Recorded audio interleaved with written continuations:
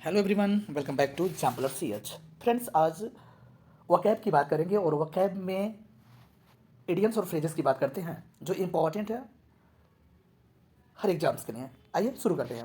सबसे पहले कह रहा है क्वेश्चन नंबर 1 कि which is the correct meaning of the idioms backed up. तो बैकअप मतलब या बैक्ड अप या बैकअप, इसका आंसर होगा ऑप्शन सी सपोर्टेड या सपोर्ट। अगर बैकअप आएगा तो सपोर्ट, बैक्ड अप आएगा तो सपोर्टेड। डन।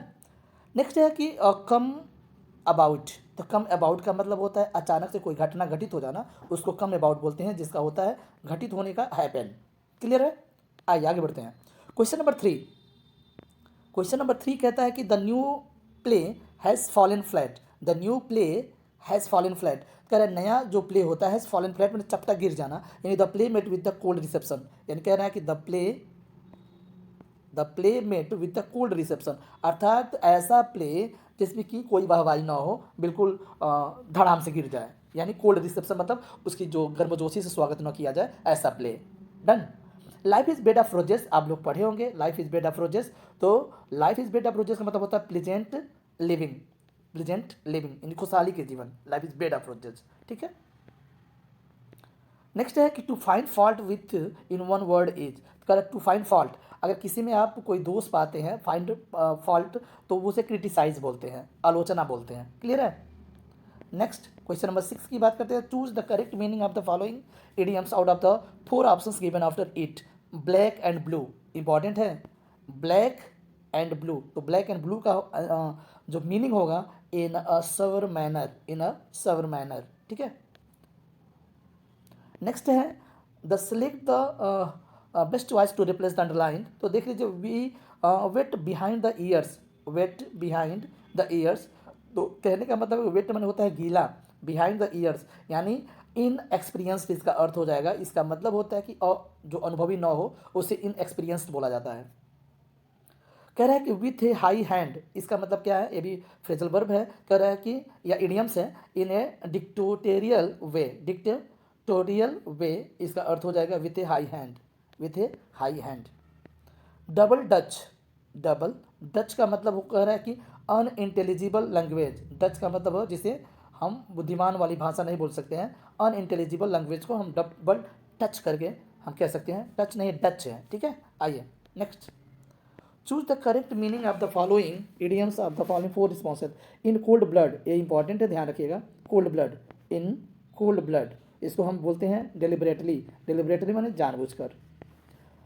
नेक्स्ट है पेनोलोप्स वेव। पेनोलोप्स वेव का मतलब होता है कि an unending work, an ending work.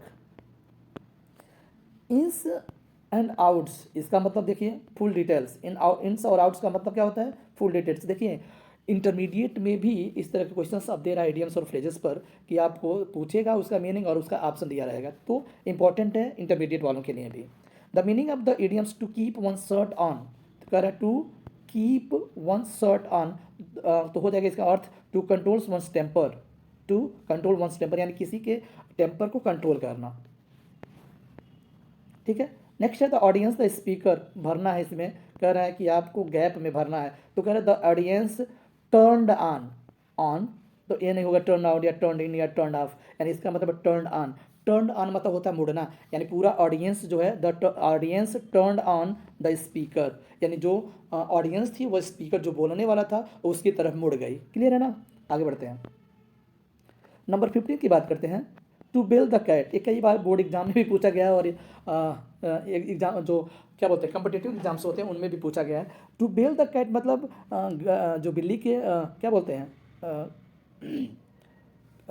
Bell the cat का मतलब बिल्ली के जो गले में घंटी बांधेगा वो। तो कह रहा है कि नहीं ये कहानी है, तो उसी के बेस पर दिया है to take lead in danger, यानी उस क्या करना, खतरा मोल ले लेना, खतरा मोल ले लेना, इसका अर्थ होगा।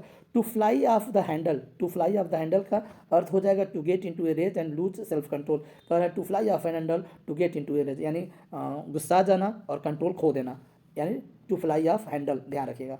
फेयर एंड स्क्वायर इंपॉर्टेंट है, बोर्ड में भी पूछा गया है और साथ ही साथ इंपॉर्टेंट है कॉम्पिटेटिव एग्जाम्स के लिए। फेयर एंड स्क्वायर मतलब होता है जस्ट, जस्ट भी आ सकता है भाई, ध्यान रखिएगा। जस्ट माने न्यायोचित होता है या स्ट्रेट फॉरवर्डली भी होता है, स्ट्रेट फॉरवर्डली दोनों का अर्थ आ सकता है। To cut sorry finger, to be ridicule का मतलब इसका अर्थ होगा to cut a sorry finger, तो to be ridicule, to be ridicule. Flesh and blood, flesh and मतलब ह्यूमन नेचर इसका अर्थ होता है, कहीं भी अगर फ्लैश एंड ब्लड एक साथ आए तो समझ लीजिए मानवीय स्वभाव के बारे में बात कर रहा हूँ। अप्स एंड डाउन, ऊपर और नीचे, इसका अर्थ आप लोग बोलेंगे, लेकिन इसका होता है success and failures, success and failures. Ups and down का मतलब सक्सेस एंड फेलर्स। देखिए कितने मतलब इंपॉर्टेंट प्रेजल वर्ब है, इडियम्स हैं। To burn the midnight oil, to burn the midnight oil, तो कह रहा है to study late at night. To burn the midnight oil का मतलब क्या होगा, to study late at night, यानी आप to study late at night लिखने के स्थान पर to burn the midnight oil भी लिख सकते हैं। Go through fire and water, go through मैंने होता है वैसे एग्जामाइन करना, पढ़ना, फायर एंड वाटर, तो to pass through all of hardship, कह रहे हैं कि सभी कठिनाइयों के बीचों बीच से निकलने को क्या बोलते हैं, फायर एंड वाटर का मतलब समझ रहे हैं ना, दोनों खतरनाक होते हैं, तो ये इसका वर्ड मीनिंग हो जाएगा। नेक्स्ट है kill two birds with one stone, यानी कहते हैं ना एक ही तीर से दो निशाना, वही कह रहा है, एक टू किल यानी kill two birds with one stone, तो कह रहा है to gain a double object and an effort, कह रहा है कि एक ही प्रयास में डबल लाभ मिल जाता है ना, तो उसे बोलते हैं kill two birds with one stone, एक हाथ से दो मुर्गी मार लेना, समझ में आ रहा है ना। ओके आगे बढ़ते हैं। In black and white, in black and white का मतलब होता है इन राइटिंग, लिखित में, लिखित में। इन ब्लैक एंड वाइट का मतलब लिखित में, नहीं कहते ब्लैक एंड वाइट मतलब सादा, जैसे टीवी पहले आता था ब्लैक एंड वाइट, तो सादा नहीं, इन राइटिंग इसका अर्थ होगा।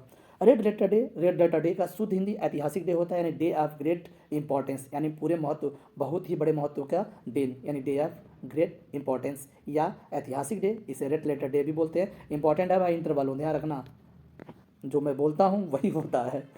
एट वंस वीट एंड, इसका मतलब क्या है, टू यानी at one's wit end means, इसका मतलब क्या रहा है कि कंप्लीटली कन्फ्यूज, यानी at one's wit end, wit went मतलब यानी दिमाग समाप्त हो जाने को, कंप्लीटली कन्फ्यूज पूरी तरीके से कन्फ्यूज होना।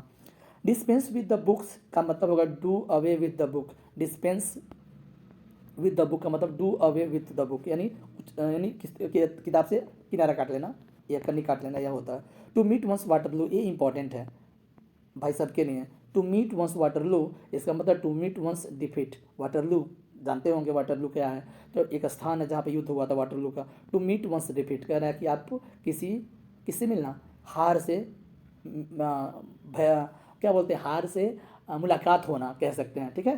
टू मीट वंस वाटरलू का मतलब हार से मुलाकात होना, ठीक है, सामना होना। टू गर्ड अप वंस लॉयंस, इसका देखिए टू गर्ड अप वंस लाइन का मतलब पूछ रहा है तो प्रिपेयर फॉर एक्शन, यानी किसी चीज़ के लिए तैयार होना, किसी कार्य के लिए तैयार होना। टू गर्ड अप वंस लाइन का मतलब प्रिपेयर फॉर एक्शन। आज का अंतिम इडियम्स कह रहा है गाला डे, गाला, गाला डे का मतलब होता है ए फेस्टिव हॉलीडे, फेस्टिव यानी त्यौहार वाला छुट्टी को हम बोलते हैं गाला डे, ए फेस्टिव हॉलीडे, ठीक है। डन, मिलते हैं नेक्स्ट वीडियो में, थैंक यू।